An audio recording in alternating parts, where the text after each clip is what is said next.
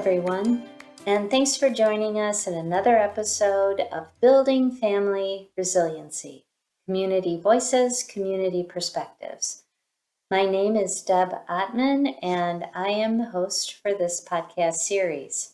And today I am delighted to welcome onto this episode Andrea Castillo, who is going to be speaking to us today from her perspective as a parent and caregiver empowerment navigator or specialist.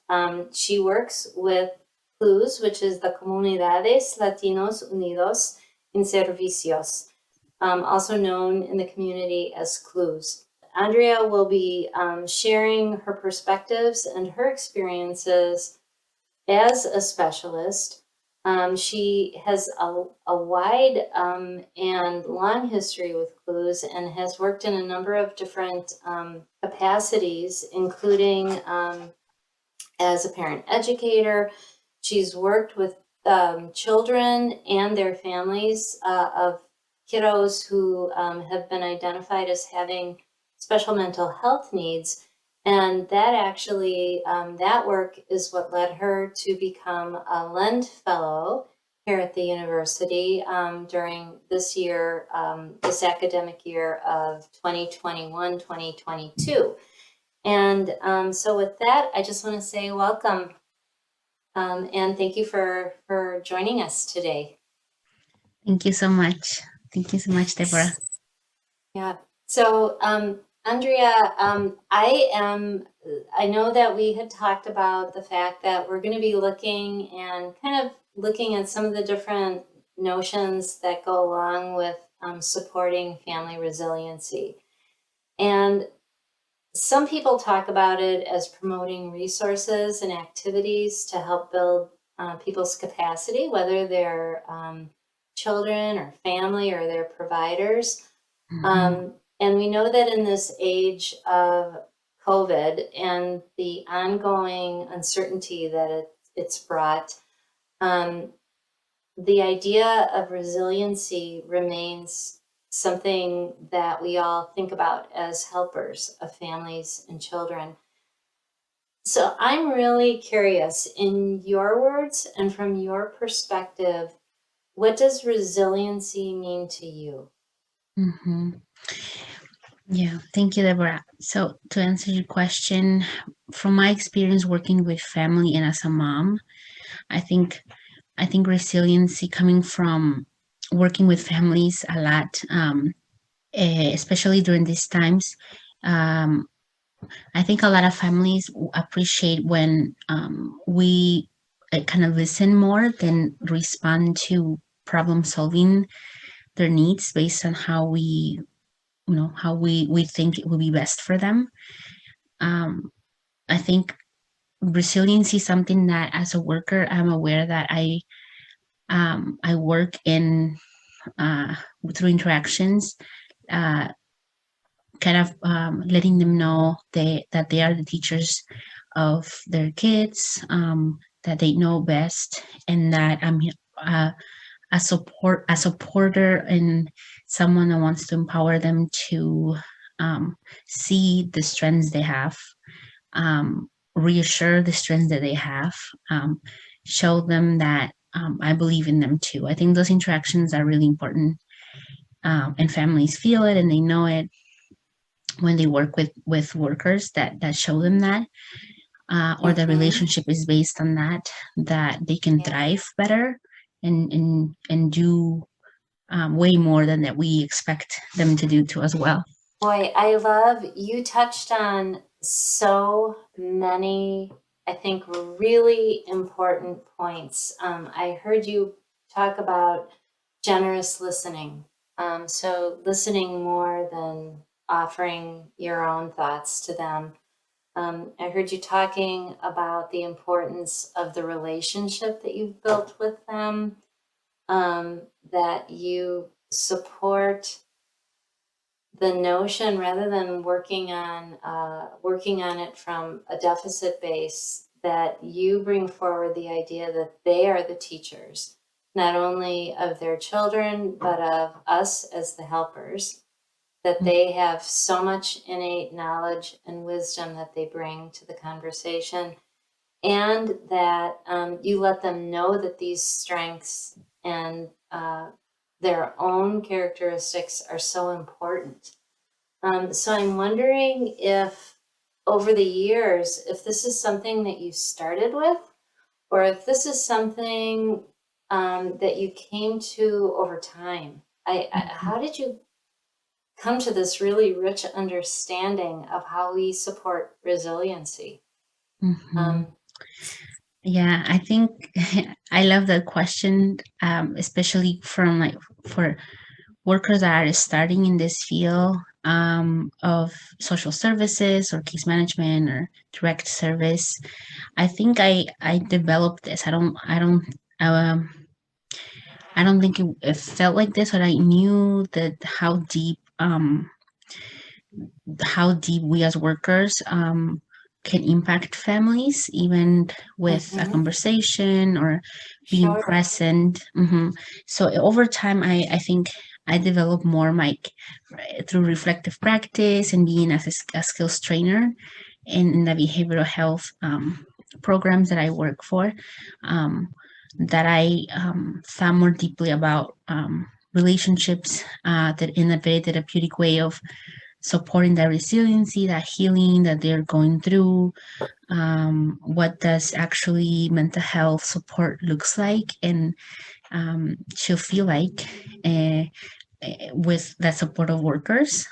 And now with my work of supporting parents to support their children, a lot of the needs that they bring to me are resources, are basic needs that in some ways affect children as well, Uh-huh. or how much time they have to interact with them or focus on that early development piece. And as you were asking me about resiliency, I think right now it's hard for everyone to listen to parents more because of what COVID has brought stress onto Mm-hmm. everyone and challenges even more harder to take down.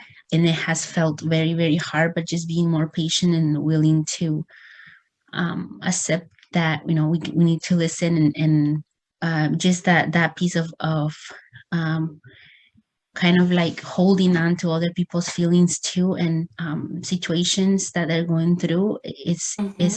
it's very important. Sometimes we might Oh, not fix the problem, but that's what they need, yeah, what we need at the moment. And that just reflects on like how important we value that relationship with them or um absolutely. mhm, Absolutely. Again, there are so many really important ideas that you've shared here. The idea that um, by holding space for mhm, parents' feelings and experiences, they then feel held and they feel seen and mhm, valued. And I can't think of a better gift than that, at least from an emotional well being standpoint. And we know that that really feeds into someone's sense of being able to be resilient.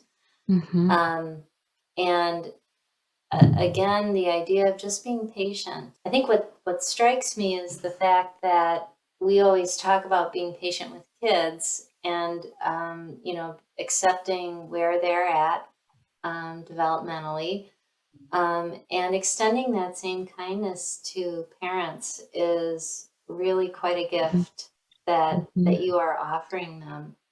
mhm, And at the beginning of your response, one of the things you did talk about was COVID. And so I'm curious to know, we know that your work has focused on supporting parents so that they in turn can support their children. I'm wondering from your perspective and from your experiences, how did COVID bring in additional challenges? Because we know that you are working primarily with the Latinx community. And mhm. even without COVID, I'm wondering if you can share what you feel might be the challenges in your community? Mhm. And how has COVID amplified those? I think the challenges before COVID in my community as a frontline worker in social services has been like the lack of resources, or just how systems are not, built for people who are undocumented, families, Mm-hmm. refugees, um, children who travel unoccupied, don't are not living with their parents. Um, lack of resources that are not, or needed resources like mental health, or other more like early intervention services that are bilingual, or are also Yes. welcoming to people who speak a variety of languages. That has always Mm-hmm. been a challenge for Mm-hmm. families to access, for families to know what that, to know about them, or even know where to go to access those services. I think now for COVID, I guess the first thing that comes to my mind is isolation. Like families being Mm. isolated has made it like even a stronger barrier to kind of like access those services even more, right? Because then Yes. they would need a computer to access those services. They would need um, a car to travel to the office where you need to ask questions, right? Right. And and that socialization piece, I think I have noticed, how families rely more on their closest support, or friends, Yes. co-workers, who provide that information, that missing piece of Mm-hmm. education about what should we do if my child is having these behaviors, or um, I think my child has autism, like what should I do? And so what I like about what I do now is that we're really shifting the way we do services, that Right. parents are the teachers and leaders of their children, and they're the educators of the community as well. So as we provide them with tools that are accessible, then they will share it with their family members, right? Like more research based, friendly education of early childhood, intervention services, just any kind of resources and information to for the well-being of the family, focusing more on those natural supports rather than continuing to do the old way of doing services. um, Right. mhm. So that's so interesting to me. So would you say that COVID was one of the things that actually kind of propelled this change, so that it feels to me like this model is far more natural and comfortable, and works with community values, and in some ways sidesteps some of those barriers. Would you say COVID was one of the things that propelled this, or was this in the works before COVID? I think before COVID, the idea was to provide more and tools and empowerment to families to be the educators and the driven of, so of more a community solution to the barriers that we were having often, to kind of have families needs or systems change by families needs, instead of like us changing so then we can fit into the system. And I think COVID just, at least from my point of view, made me realize, the importance of really empowering parents and letting them know, realizing that they really, if we put the focus on them as much as we can, then we can really see a difference in how we see children grow, how the health of the community is. I also think that there's low capacity. I mean, there's many families who I have to be in touch consistently to not lose that contact, right? To Hmm. try different strategies to engage them. And so it's made us work a little bit differently, more intentional, realizing that, isolation is a huge barrier, and the more in less contact they are with us, then the health of the family might might be impacted. So there are other kinds of needs because of COVID. The way how can we, I think schools have done really great about providing, technology support, education to families so that they can continue stay engaged in these kind of services and community education to continue having a healthy lifestyle and providing the support that their children need. So it sounds to me, I'm wondering, as you look ahead then, what do you see as being both the challenges and the opportunities for both you as the helping professionals and for the families themselves? Mm-hmm.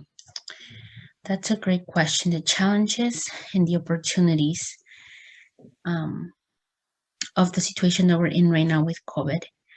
I think the opportunity and what I saw, maybe I'm up too optimistic, but the opportunities are that we have rearranged and structured the way we do provide services to families. Uh-huh. I think more focus on like community solutions, knowing that we cannot rely completely on like systems only from top to bottom and more bottom to top. Because I think at the beginning of COVID, many organizations or people who provided services felt kind of alone, not knowing how to respond. In some ways, not funded enough, right? Based Right. on the needs of many families that were very, very complex. So I think what highlighted the most was the strength of the families, the voice that they had in those organizations, how organizations supported and uplifted those voices to kind of, you know, talk to the higher ups about the real needs and more collaboration. So then like uh, families are receiving or like funds are being used or um, families know about them as well, right? Yeah. So I think that's the work that I've seen that highlights how we responded to COVID. It continues because we are still in the Right.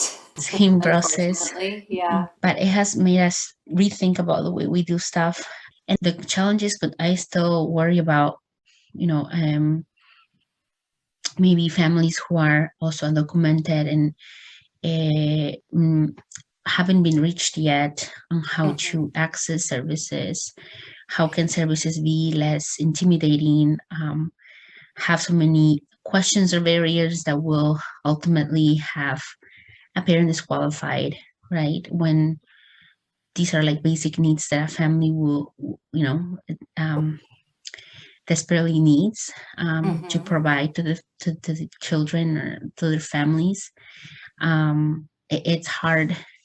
It gets to be hard sometimes to not know how to problem solve that. I kind of want to do something right away, and it's hard to see that change, right? Yeah. Mm. Well, and it's such a wicked problem because there's a lot of things that you need to consider and to keep them safe and to, give them a feeling of security while at the same time helping them move forward. So, yeah, that's not easily solved. One of the things that I want to revisit that when you were talking about, because I think this is something that your experiences might help other professionals as they think about how they deliver services and how they think about delivering services or supporting families. And that is that you mentioned that you had shifted to working in a way that was more focused on community solutions or solutions that worked well for your community and using a from the bottom on up approach. And so I'm wondering if you can say more about the specifics about what did that look like as you tried to bring this type of approach Mhm. into supporting families and Mhm. the programs themselves. Mhm. Yes. I think what some examples of what I've or what I'm trying to the small steps we do in our programs with the parent groups, with other projects related to advocacy, is Mm-hmm. that we provide spaces. So we make spaces for parents to exchange exchange ideas, talk about solutions. Give them a space and let them know that some like if they are the teachers and the teachers of others of each other, we sometimes have the solutions within us, or sometimes we Mm-hmm. have some of the answers, or we can come up with a better solution too after like Mm-hmm. brainstorming together. So just like creating spaces like that, um, in our groups, consistently having that consistent message that we want them to be part of creating this program, which is what we did with the parent group, having them be the one selecting, stating the issue or the problems that we have seen based on early childhood education and what would parents need right now. Having them be involved in that, I think is really important. And what I like the most about this kind of way that we do Sure. services, instead of coming up with what they need, um, and making the curriculum ourselves, or kind of us choosing what's best. It comes down to we're showing them, giving them a space, and actually communicating ways that show that we're co-creating this together, and then we're that facilitator. So I'm the facilitator of all of that process, in which I think it shows that a lot of parents are committed. They end up being committed Yes. to early childhood. They become committed to knowing that this is so valuable. The importance of supporting the children's social emotional development those first years. They they feel it. They know it. They it becomes easier to apply those techniques of correlation, or creating a space together with your children, because they're actually experiencing it Mm-hmm. themselves. Other Yeah. ways is that, like I'm saying, when we notice certain patterns of needs, Mm-hmm. we talk about it. We say, is this something we should look into? Then we kind of do a follow-up about, how do we address this. So I think part of my role too is to identify those barriers, follow up with them as well, not leave them behind, or promise them that this is, something that we will do and never do in the future. We also have some Facebook Lives coming up about community conversations among parents and professionals, in which they sort of they lead a lot of the questions and come up with the personal experience questions of a parent. And it's been really fun to come up with different things, unusual things that we know are gonna impact long term. um, these parents who are have shown to have leadership, they feel it, they do it because they interact in ways that they're taking ownership of um, of the needs that we see. And I think it's a great experience to educate in a different way the community. That is, it sounds like such what a holistic and healthy model that has grown out of this. And one of the things, because you obviously, if you're working at Clues, you are supporting the Latinx community. What I'm really curious to know is how, or if, through giving ownership over to the community and to the parents themselves in the co-creation of the content that's presented, I would imagine that there then is the opportunity and the door is opened to bringing in the cultural sensibilities of the Latinx communities and making space and honoring those unique cultural maybe shared values. And I recognize that you do not represent the entire Latinx, only your one perspective. But I'm curious, how have you seen that become amplified, or if that's grown at all, as you've, turned this model inside out, and letting, the parents co-create. And if you have seen that, in what ways have you seen that happen? Mhm. Have I seen how within our community is very diverse and we have different views on maybe development, for example, and how do we go about defining what's appropriate, like what should we do, what's Yeah, appropriate, what should be our exactly. guide. Yeah, I think differences are having differences and have conversations are important, but it goes back to the listening piece of listening to and being empathetic to the experiences of different families. And we always talk about each family makes their own decisions. It doesn't have to be the way we like it. It shouldn't be the way we like it. It should be supporting how they came to that decision, how they, that decision is best for them, and that it is who defines the art of families themselves, and it's very uniquely. I think like having conversations where we're empathetic with each other and understanding, and that I think we do it all the time. Each family has so many different experiences that we will never know. Sure. We never Yeah. lived through those experiences, maybe traumatic, maybe um, very different. So always going back to acknowledging their strengths and Yeah.